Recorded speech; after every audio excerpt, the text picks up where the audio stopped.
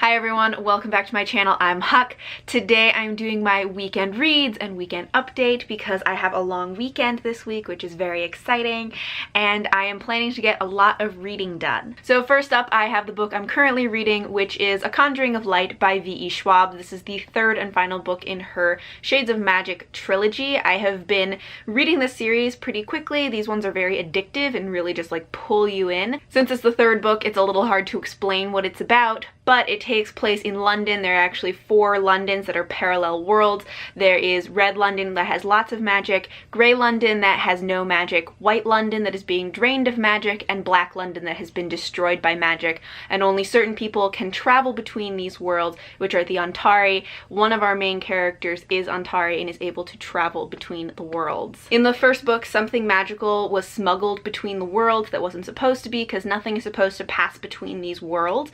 And then these books are kind of following the fallout from that event, from that thing being smuggled. So this is the third one, as I said, so it's a little hard to explain like what's going on at this point, especially without having spoilers, but I am really enjoying it. I think that this might be my favorite book in the series so far. I am about 405-ish pages into the book. I think this book has 624 pages, so it's a pretty chunky book. I'm hoping actually that I can finish this today. I'm filming this on Friday, so I'm hoping to finish it Friday and then Saturday start a new book. But I might have to finish it on Saturday depending on if I can get through the 200 pages in one day. But so far, I'm really loving this one. I feel like we have learned a lot more about the characters and their backstories.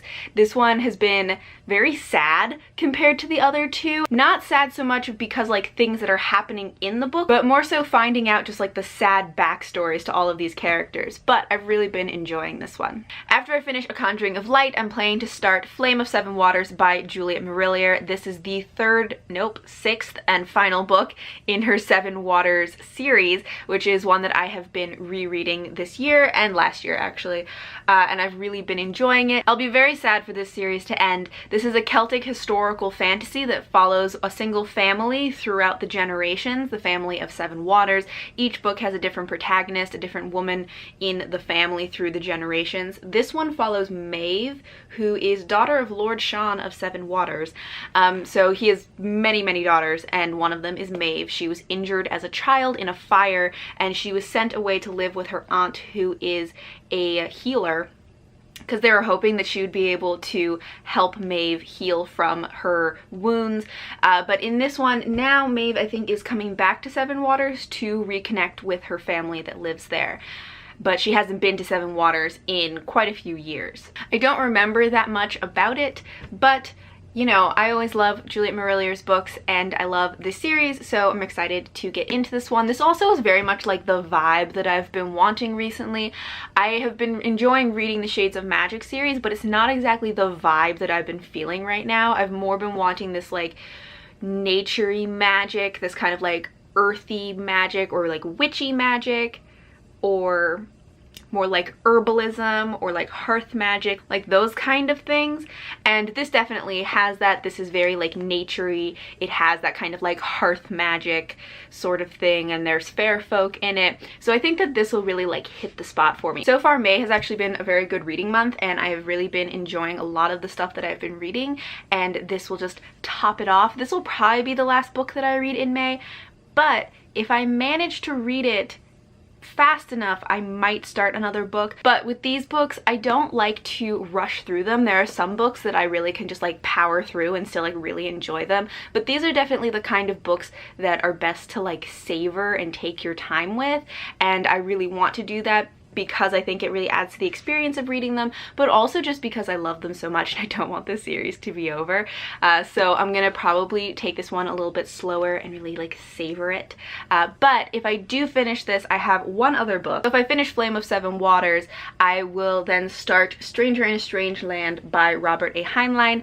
This is a science fiction book about a man who grew up on Mars and then comes back to Earth and kind of has to learn how to live among people and live on Earth. And I think it's supposed to give kind of an outside perspective on humanity and our society, because it is this person who is human, but who is not grown up among Earth humans, and kind of him learning what that's like. This one is on my list for science fiction through the decades, which is a reading challenge that I am doing this year where I read one science fiction book from every decade from the 1950s to the 2000s. And this is my 60s book, I think. I've only read one book on this list so far. I read Day of the Triffids, which was my 50s book, and there are 6 books on the list. So I need to get going on this, so I really need to read this one. I probably will be reading this after Flame of Seven Waters. So those are all of my reading plans for this long weekend. I'm hoping to get a lot of reading done. I also am planning to get outside as much as I can because it is nice outside. It's really getting warm and everything's all green and poofy outside, but it's not like crazy hot yet. I actually already went on a hike on Thursday, which was really great because I was off on Thursday. The way my work schedule worked out this week, I was off Thursday and Friday, and then I have off Monday for Memorial Day, so I have 5 days off of work, which I'm just like so excited about and so happy, and I really think I can get some really good like quality reading in, but also get some good time outside. So I already went on a hike, went on a run today, and I'm planning to go on another hike maybe Sunday or Monday hopefully, so that'll be really nice. And I'm gonna try and just like hang out outside as well, and I'm hoping to get some good crafting done also. I think I mentioned like a while ago that I was trying out painting fabric because I wanted to create some like patterns for myself, and I am in the process of that. It's taking a very long time. I'm trying to paint a dress. It isn't sewn together yet, so I cut out all of the pieces and then I'm painting the pieces individually because I didn't want to just paint all of the fabric if I wasn't going to use all of it. But this is a little example of what it looks like. This is one of the front pieces to the bodice of the dress, and so this is like the design that I've been doing. It's kind of sunflower-ish, and then it has these little speckles and their leaves and stuff. It's a little more rough than I was hoping for, but I still like it and I think it's gonna look good.